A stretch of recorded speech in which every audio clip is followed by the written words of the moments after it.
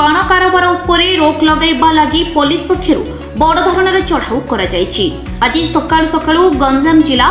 आसिका थाना इलाकार विभिन्न स्थान रे पुलिस पक्षरु चढ़ाऊ जारी रहिछि। नळगंटा ग्राम रे कोटिनोडा और आसिका थाना पुलिस पक्षरु मिलित भाबे चढ़ाऊ करा जायछि। चढ़ाऊ समय 10 लाख ऊर्ध्व टंकार विभिन्न प्रकार बाण प्रस्तुत सरंजाम गोटे ऑटो सह 3 जन को गिरफ्त करा सूचना देइछंती आसिका एसडीपीओ। तेरे गंजाम जिले में बाण प्रस्तुत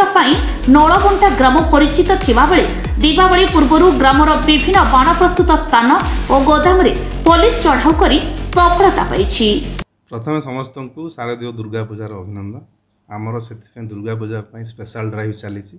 डीजी सार इंस्ट्रक्शन और एसपी सार प्रत्यक्ष तत्वावधान आमर डिफरेंट एरिया रे आमर एनफोर्समेंट एक्टिविटी चली से आम प्रायर इनफॉरमेशन पाई आज आम नळगंटा गाँव में आस्का पुलिस स्टेशन अंडर नळगंटा गाँव में आम चढ़ऊ करूँ जो फायर क्रैकर्स अच्छी जोटा कि माने आमर ह्यूमन जो पॉपुलेशन पाखरे किसी एसओपी मेंटेन न करिकी से क्रैकर यूनिट सब करते इलीगल क्रैकर यूनिट ताऊपर आज चढ़ऊ होती से चढ़ऊ सामिल थे आस्का आईएसी राजेंद्र पट्टनायक और कोटिनोडा IAC Krishnachandra Saha 2 platoon force थे। तो से आम डिफरेंट लोकेशन रु आम 10 लाख रु एभव हम बाण जबत हो इलीगल फायर क्रैकर्स आउ से 3 जन को डिटेन कराई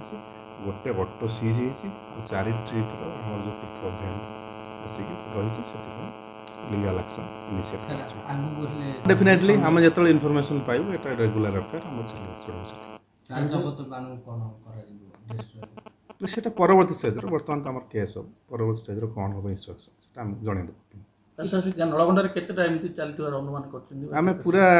टोटल विलेज आज कभर करूँ तथापि आउ किसी इनफॉरमेशन रही जाए आगू भी चढ़ाऊ जारी केवल नळगंडा ना कि नळगंडा पंचायत पाखापाखि किसी गाँव में भी हुआ नहीं आम इनफॉरमेशन जहाँ मिले आम आगू कर